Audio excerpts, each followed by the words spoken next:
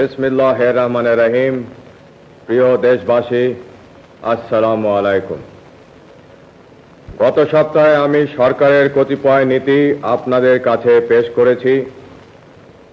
এবার দেশ গঠনে জনগণের অংশগ্রহণের পরিকল্পনা ও সরকারের কার্যক্রমের আরও কয়েকটি দিক আপনাদের সামনে তুলে ধরতে চাই। রাষ্ট্র পরিচালনার ব্যাপারে সংক্ষেপে আমার অনুসৃত নীতি ও কর্মসূচি হচ্ছে: সর্বতোভাবে দেশের স্বাধীনতা, অখণ্ডতা ও সার্বভৌমত্ব রক্ষা করা। শাসনতন্ত্রের চারটি মূলনীতি অর্থাৎ সর্বশক্তিমান আল্লাহর প্রতি সর্বাত্মক বিশ্বাস ও আস্থা, গণতন্ত্র, জাতীয়তাবাদ এবং সামাজিক ও অর্থনৈতিক ন্যায় বিচারের সমাজতন্ত্র জাতীয় জীবনের সর্বস্তরে প্রতিফলন করা। সর্বোপায় নিজেদেরকে একটি আত্মনির্ভরশীল জাতি হিসাবে গড়ে তোলা। প্রশাসনের সর্বস্তরে উন্নয়ন কার্যক্রমে এবং আইন শৃঙ্খলা রক্ষার ব্যাপারে জনসাধারণের অংশগ্রহণ নিশ্চিত করা। সর্বোচ্চ অগ্রাধিকার ভিত্তিতে কৃষি উন্নয়নের মাধ্যমে গ্রামীণ তথা জাতীয় অর্থনীতিকে জোরদার করা। দেশকে খাদ্যে স্বয়ংসম্পূর্ণ করা। দেশে কাপড়ের উৎপাদন বাড়িয়ে সকলের জন্য অন্তত মোটা কাপড় সরবরাহ নিশ্চিত করা। কোন নাগরিক যেন গৃহহীন না থাকে তার যথাসম্ভব ব্যবস্থা করা। দেশকে নিরক্ষরতার অভিশাপ থেকে মুক্ত করা। সকল দেশবাসীর জন্য ন্যূনতম চিকিৎসার বন্দোবস্ত করা। সমাজে নারীর যথাযোগ্য মর্যাদা প্রতিষ্ঠা করা এবং যুব সমাজকে সুসংহত করে জাতি গঠনে উদ্বুদ্ধ করা। দেশের অর্থনৈতিক উন্নয়নে বেসরকারি খাতে প্রয়োজনীয় উৎসাহ দান।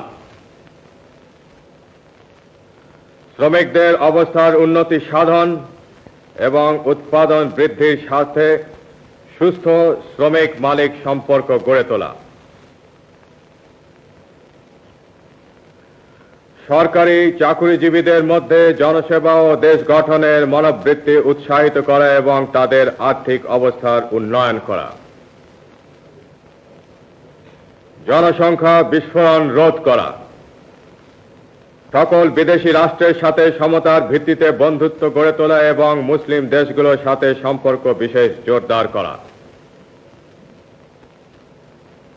প্রশাসন এবং উন্নয়ন ব্যবস্থা বিকেন্দ্রীয়করণ এবং স্থানীয় সরকারকে শক্তিশালী করা।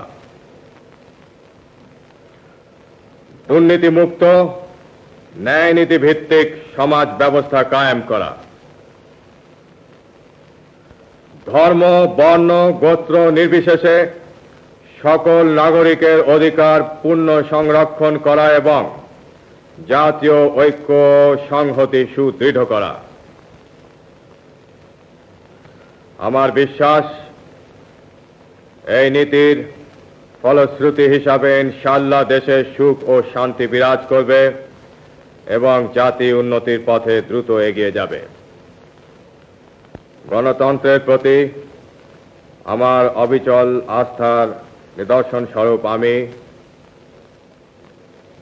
সুপ্রণোদিত হয়ে আমার অনুসৃত নীতি ও কর্মপন্থা এবং আমার নিজের উপর আপনাদের আস্থা যাচাই করার জন্য আগামী 30শে মে গণভোট ঘোষণা করেছি।